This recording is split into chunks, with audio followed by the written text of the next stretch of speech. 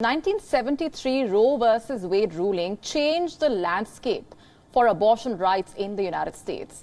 Now, let's take you through some numbers first. In 1990, American abortions were at a peak of 1.6 million. In 2019, the number was around 630,000. Let's now talk about the abortion rate. The data that I'm now showing you is per 1,000 women in America. So in 1973, the rate was around 16.3%, and in 2019, 11.4%. So what about abortion trends in the country since the 1973 Roe versus Wade ruling? Currently, 54% of the abortions in the United States are carried out through medical pills. This makes it the next battleground in this fight for reproductive rights. Secondly, it is the minorities that will be marginalized once again.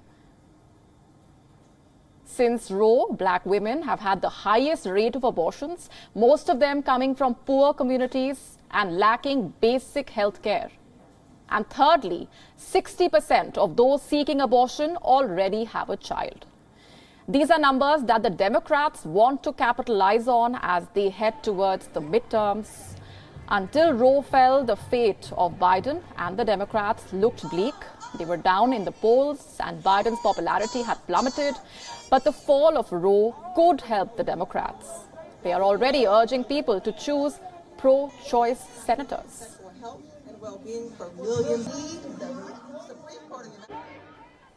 This fall, we must elect more senators and representatives who will codify women's right to choose into federal law once again. The midterms are just 5 months away. Currently, 71% Americans say the decision to terminate a pregnancy should be left to the woman. This is according to an Ipsos poll, including both Democrats and Republicans. So while the Democrats plan to capitalize on that, many are calling out their skewed messaging. And others believe that they have no concrete plan moving forward to the midterms. As for the Republicans, this is a victory for Donald Trump. The former president may have called himself pro-choice in 1999, but he has led America's Christian right to its holy grail. The end of the nationwide right to abortion, reshaping the judiciary, will be one of his most lasting legacies. Trump, over his 4-year term, was able to nominate 3 justices. That's 1/3 of the Supreme Court. All of them sided with the conservative majority ruling. But while it is a verdict, Trump rejoiced publicly, reports suggesting he was not too happy about it in private. The former president believes it could dampen the chances for the Republican Party in independent districts. It could also turn it into a crucial flashpoint for the 2024 presidential election.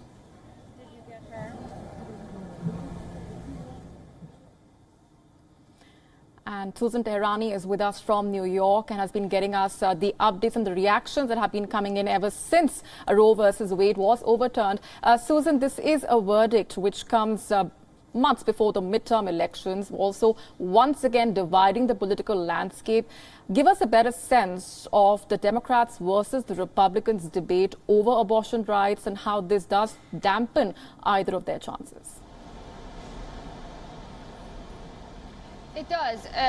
The Democrats really are trying to make this a election issue. And while there will be a lot of grassroots activism on the ground leading up to the election, I mean, there's going to be massive fundraising, especially in battleground states, for that abortion. And, there are Democratic governors right now, and perhaps Republicans could take their place.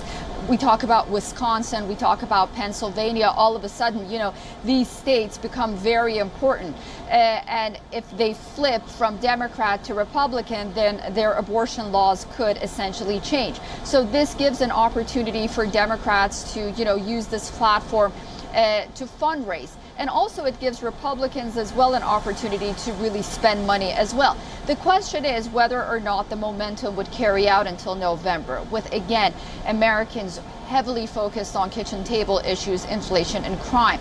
And even when you come to the issue of ruling regarding the Supreme Court, guns are Second Amendment issues, and guns, again, top the issue of abortion. So the political climate is a curious one. And when President Biden, talks about codifying it, that, again, he knows that he can't do that really with a snap of a finger on a legislative level, because, while the federal constitution really is a floor, state constitution is a floor, it's not a ceiling, but state constitutions really do have a leeway to make changes, and I think people understand that. So it's interesting, if you look at it from take a step back and look at what President Biden is saying. He's saying people should go and vote regarding an issue like abortion. Right. And what the Supreme Court did was actually give the right to the people to go and vote on an issue like abortion. They're both saying the same thing, but Republicans and Democrats are using it differently in their messaging. Right, and the contrast also drawn between the rulings on gun rights and abortion rights, like we were discussing earlier. Susan, we're leaving it there for the moment. Thanks very much for joining us on the broadcast with those updates. WION now available in your country. Download the app now. Get all the news on the move.